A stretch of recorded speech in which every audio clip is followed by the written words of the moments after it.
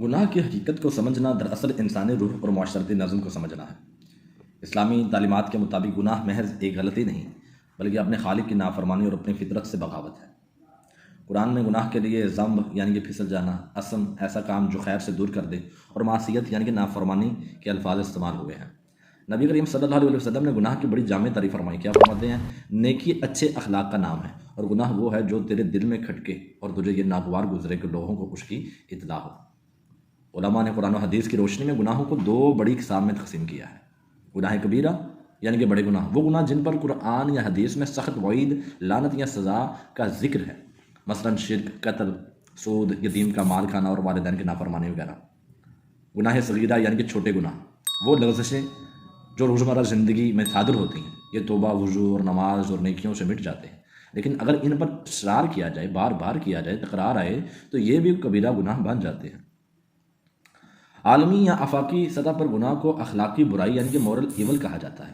یہ وہ افعال ہیں جنہیں دنیا کا ہر مذہب اور ضابطۂ اخلاق برا سمجھتا ہے، کیونکہ یہ انسانیت کو نقصان پہنچاتے ہیں۔ ظلم و استحصال، کسی کمزور کو حق مارنا، خیانت، امانت میں خیانت کرنا، چاہے وہ مال ہو یا عہدہ ہو، زمین پر امن و امان کو تباہ کرنا۔ یہاں پر ایک نقطہ سمجھنا بہت ضروری ہے، کیونکہ ہر گناہ جرم نہیں ہوتا، اور ہر جرم ریاستی قانون کی نظر میں ضروری نہیں کہ گناہ ہو۔ گناہ کیا ہے؟ یعنی الہی قوانین اور مذہبی احکامات کی خلاف ورزی کرنا۔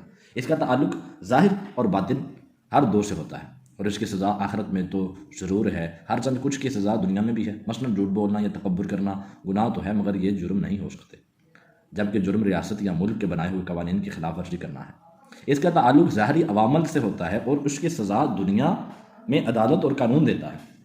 مثلا ٹریفک سگنل توڑنا جرم ہے مگر گناہ نہیں۔ گناہ روح کی بیماری ہے جو انسان کا تعلق اللہ سے توڑ دیتی ہے، جبکہ جرم معاشرتی نظم کی خلاف ورزی ہے جو انسان کا تعلق ریاست سے خراب کر دیتی ہے۔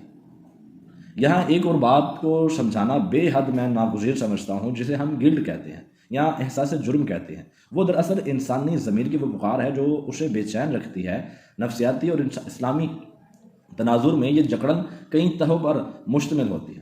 پہلی تہ جو ہے اسے ضمیر کی عدالت کہتے ہیں، اور قرآن مجید میں اللہ تعالیٰ نے نفس لوامہ یعنی کہ ملامت کرنے والے نفس کی قسم کھائی ہے۔ یہ انسان کے اندر وہ اندرونی جج ہے جو گناہ ہوتے ہی فعال ہو جاتا ہے۔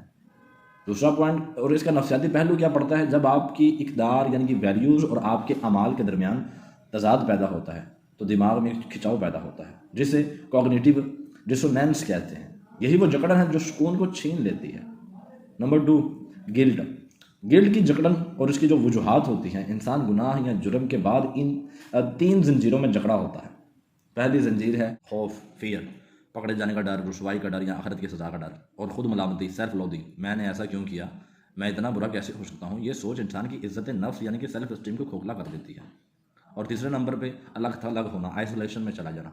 گناہ دوسروں جو ہوتا ہے وہ دوسروں کو نظریں ملانے سے روک دیتا ہے، جس سے وہ ہجوم میں بھی تنہا ہو جاتا ہے۔ گناہ اور جرم دونوں کی گلٹ یعنی احساس جرم میں فرق پایا جاتا ہے۔ نفسیاتی طور پر دونوں کا بوجھ مختلف انداز میں محسوس ہوتا ہے۔ یہ جو گناہ ہوتا ہے یہ روحانی طور پہ ہوتا ہے، جو گناہ کا گلٹ ہے یہ روحانی ہوتا ہے۔ انسان کو لگتا ہے کہ وہ اپنے اصل سے دور ہو گیا ہے۔ یہ تب بھی رہتا ہے جب کوئی دوسرا انسان دیکھ نہ رہا ہو۔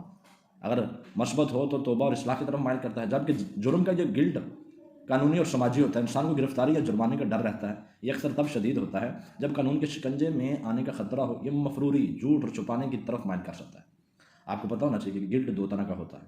ایک ہیلدی گلٹ ہے جو آپ کو اصلاح اور توبہ پر مجبور کرے اور آپ دوبارہ وہ غلطی کبھی بھی نہ کریں، اور ایک ٹاکسک گلٹ ہوتا ہے جو آپ کو یہ یقین دلا دے کہ اب کچھ نہیں بدل سکتا، میں تو ہوں ہی برا۔ یہ انسان کو ڈپریشن اور مزید گناہوں کی دلدل میں دھکیل دیتا ہے۔ یہ تو پتہ چل گیا کہ گناہ کیا ہے، جرم کیا ہے اور احساس جرم کیا ہے، مگر اب یہ جان لیتے ہیں کہ اس سے نکلنے کا رستہ یعنی کہ ایگزٹ کہاں ہے۔ اسلام اور نفسیات دونوں ایک ہی نقطے پر متفق ہیں کہ اس بوجھ کو اتارنے کے لیے اعتراف ضروری ہے، یعنی توبہ، ریپینٹنس۔ اللہ کے سامنے اعتراف کرنا بوجھ ہلکا کر دیتا ہے۔ تلافی، ریسٹیٹیوشن، اگر کسی کا حق مارا ہے تو وہ واپس کرنا۔ نفسیاتی طور پر جب تک آپ تلافی نہیں کرتے دماغ اس فائل کو بند نہیں کرتا۔ اور تیسرے نمبر پہ خود کو معاف کرنا، یہ تسلیم کرنا کہ انسان خطا کا پتلا ہے مگر وہ اپنی اصلاح کی طاقت رکھتا ہے۔ یہاں نقطے کی بات یہ ہے کہ گناہ کے بعد بے چینی دراصل اس بات کی علامت ہے کہ آپ کا دل ابھی زندہ ہے۔ مردہ دلوں کو گناہ پر تکلیف بھی نہیں ہوتی۔ نفسیاتی طور پر گلٹ سے نکلنا یا مرحلہ وار عمل ہے۔ جب انسان کسی گناہ یا جرم کے بوجھ تلے دب جاتا ہے تو اس کا دماغ ایک مسلسل بحرانی کیفیت سٹرس موڈ میں رہتا ہے۔ اس جکڑن کو ختم کرنے کے لیے نفسیات دان 5 اقدامات تجویز کرتے ہیں۔ نمبر 1، اعتراف اور قبولیت، ایکسیپٹنس۔ سب سے پہلے قدم یہ تسلیم کرنا ہے کہ آپ سے غلطی ہوئی ہے۔ نفسیات میں اسے ریڈیکل ایکسیپٹنس کہتے ہیں۔ جب تک آپ اس عمل کو چھپائیں گے یا خود سے جھوٹ بولیں گے وہ ایک اندرونی زخم کی طرح رستا رہے گا۔ سلوشن کیا ہے؟ اپنے آپ سے کہیں ہاں یہ مجھ سے ہوا، میں اس وقت کمزور پڑ گیا تھا، لیکن یہ عمل میری پوری شخصیت کی عکاسی نہیں کرتا۔ یعنی دعائے حضرت یونس علیہ السلام جسے آیت کریمہ کہتے ہیں، جس کے بارے میں یوں ہی من گڑت باتیں بن گئی ہوئی ہیں کہ جی بہت گرم ہوتا ہے وغیرہ وغیرہ۔ بھائی سادہ لفظوں میں توبہ سکھائی جا رہی ہے آپ کو، اپنی غلطی کا اعتراف کروایا جا رہا ہے اور دوبارہ سے زندگی کو سٹارٹ کرنے کا تحفہ عنایت کیا جا رہا ہے۔ اس لیے جب کبھی یہ سب ہو جائے، گناہ کبھی سرزد ہو جائے، تو آیت کریمہ استغفر اللہ اور سبحان اللہ وبحمدہ سبحان اللہ العظیم کی کثرت کرنا شروع کر دیا کریں۔ اچھا، اب یہاں ایک اور فرق بتاتا چلوں۔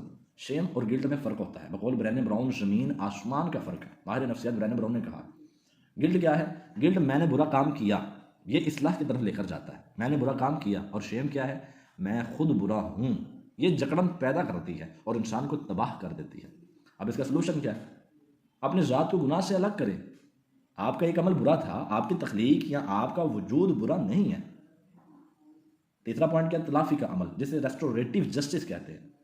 دماغ تب تک سکون میں نہیں آتا جب تک اسے یہ نہ لگے کہ حساب برابر ہو گیا ہے۔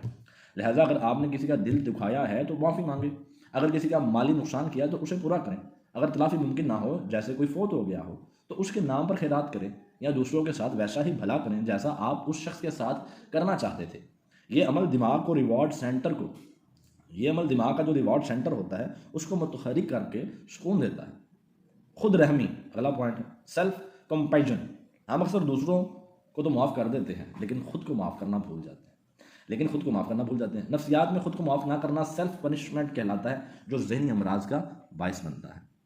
اچھا، اس کی مشق کچھ یوں کی جا سکتی ہے۔ آپ تصور کریں کہ آپ کا کوئی بہترین دوست اسی صورتحال میں ہے جس میں آپ ہیں، آپ اسے کیا مشورہ دیں گے؟ وہی مشورہ آپ نے صرف خود کو دینا ہے۔ اور آخری چیز جو ہے، نئی شناخت کی تعمیر یعنی کہ ری فریمنگ۔ ماضی کی غلطی کو سزا کے بجائے سبق کے طور پر دیکھیں۔ انسانی دماغ بدلنے کی نیورو پلاسٹکسٹی صلاحیت رکھتا ہے۔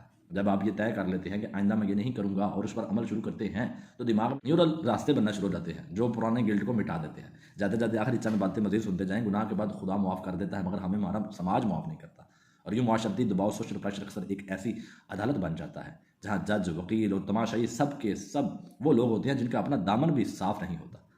نفسیاتی طور پر معاشرہ ہمارے گلٹ کو 3 طریقوں سے زہریلا بنا رہا ہوتا ہے: ٹیبو اور سماجی بائیکاٹ کا خوف۔ معاشرہ اکثر گناہ کو انسان کی مستقل شناخت بنا دیتا ہے۔ اگر کسی سے ایک بار کوئی لغزش سرزد ہو جاتی ہے تو معاشرہ اسے چور، بد کردار یا مجرم کا لیبل لگا دیتا ہے۔ اس کا نفسیاتی اثر یہ لیبل انسان کے اندر انٹرنلائز اسٹگما پیدا کرتا ہے۔ اسے لگتا ہے کہ اب معاشرے میں اس کی کوئی جگہ نہیں، چنانچہ وہ سدھرنے کے بجائے اسی گناہ میں مزید گہرا اترتا چلا جاتا ہے، جسے نفسیات میں لیبلنگ تھیوری کہا جاتا ہے۔ پھر دوسرے نمبر پر ڈبل سٹینڈرڈز ہوتے ہیں، منافقت پر مبنی معیارات ہوتے ہیں۔ ہمارا معاشرہ گناہ کی سنگینی کا فیصلہ گناہ سے نہیں بلکہ گناہ کرنے والے سے کرتا ہے۔ طاقتور کا گناہ غلطی کہلاتا ہے، جبکہ کمزور کا گناہ جرم عظیم بن جاتا ہے۔ اور اس کا نفسیاتی اثر کچھ یوں ہوتا ہے کہ جب انسان یہ ناانصافی دیکھتا ہے تو اس کا گلٹ غصے اور بغاوت میں بدل جاتا ہے۔ وہ خود کو گناہ گار سمجھنے کے بجائے معاشرے کا مظلوم سمجھنے لگتا ہے، جو اصلاح کی راہ میں بڑی رکاوٹ ہے۔ اور نمبر 3، ڈیجیٹل کٹہرا یعنی کہ پبلک شیمنگ۔ آج کے دور میں سوشل میڈیا نے گلٹ کو ایک عالمی تماشا بنا دیا ہے۔ کسی کی پرانی غلطی یا ویڈیو سامنے آنے پر لاکھوں لوگ اسے جج کرنے لگتے ہیں، جس کا نفسیاتی اثر کچھ یوں ہوتا ہے کہ جب انسان کو لگتا ہے کہ پوری دنیا اسے دیکھ کر نفرت کر رہی ہے تو اس کا دماغ سروائیول موڈ میں چلا جاتا ہے اور ذہنی دباؤ باقی رہ جاتا ہے، جو اکثر خودکشی یا شدید نفسیاتی امراض کی طرف لے جاتا ہے۔ معاشرتی دباؤ کے شکنجے سے کیسے نکلنے یہ بھی بتاتا چلوں۔ اگر آپ یا کوئی بھی شخص سماجی جکڑن میں ہے تو یہ نفسیاتی اصول میں جو بتا رہا ہوں اس پر عمل کر رہا ہوں، انشاءاللہ لازم نکل جائیں گے۔ انسانوں کی عدالت اور خدا کی عدالت میں پہلے تو یاد رکھیں فرق ہوتا ہے۔ یہ یاد رکھیں کہ لوگوں کا کام صرف تبصرہ کرنا ہے، جبکہ معاف کرنا یا سزا دینا اصل میں خالق کا کام ہے۔ لوگوں کی یادداشت چھوٹی ہوتی ہے، وہ آج آپ پر بات کر رہے ہیں کل کسی اور پر کریں گے۔ خلوت کی توبہ بامقابلہ جلوت کا تماشا۔ نفسیات کہتی ہے کہ اپنی غلطی کا اعتراف صرف ان کے سامنے کریں جو آپ کی اصلاح میں مدد کر سکتے ہیں، جیسے کوئی مینٹور یا کوئی معالج۔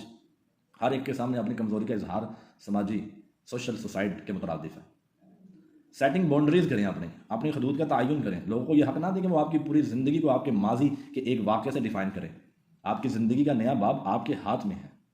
یہاں سمجھنے والی بات یہ ہے، معاشرہ اکثر گناہ گار سے نفرت کرتا ہے، گناہ سے نہیں کرتا، جبکہ نفسیاتی صحت اور روحانیت کا تقاضا یہ ہے کہ انسان کو موقع دیا جائے کہ وہ اپنی غلطی سے بڑا بن کر ابھرے۔ ہمارا معاشرہ اسے معاف نہیں کرتا، ہمیں موقع دینا چاہیے، ہمارے معاشرے کو موقع دینا چاہیے۔ جب خدا موقع دے رہا ہے، موقع پہ موقع دے رہا ہے، تو ہمیں چاہیے کہ ہم بھی اس شخص کو، شخصیت کو موقع دیں۔ پچھلے دنوں یہ ویڈیو بنانا اس لیے بھی ضروری تھا کہ پچھلے دنوں ایک ویڈیو بہت وائرل ہوئی تھی، مطلب بچہ اس ویڈیو کو ازبر کر چکا تھا، ان الفاظ کو، ان ڈائلاگز کو، بجائے ہماری سوسائٹی من حیثیت قوم ہمیں اس پر شرمندہ ہونے کے، ہم اس پر جناب میمز بنا رہے ہیں، خوش ہو رہے ہیں۔ غیرت کا جنازہ یہ۔ اگر اس ویڈیو سے آپ نے کچھ سیکھا ہو، آپ کی اصلاح ہوئی ہو، آپ کی نالج میں اضافہ ہوا ہو، اور آپ سمجھتے ہوں کہ اس ویڈیو نے آپ کو مفید معلومات فراہم ہوئی ہے اس ویڈیو کے توسط سے، اور آپ جو چیزیں میں نے آپ سے شیئر کی ہیں ان کو اپنی زندگی پر امپلیمنٹ کرنے سے آپ کی زندگی میں جو گلٹ بنتا چلا جا رہا ہے، نیگیٹو گلٹ جو ہے وہ ختم ہو سکتا ہے، تو لازم طور پر اس ویڈیو کو شیئر بھی کریں، اپنی قیمتی جو آراء ہیں اس کا اظہار بھی کیا کریں، اور میرے چینل کو سبسکرائب بھی کر دیں۔ انشاءاللہ العزیز کسی اگلی ویڈیو میں آپ سے ملتے ہیں، تب تک کے لیے اپنے ہوسٹ عبداللہ عمر عالم کو اجازت دیں۔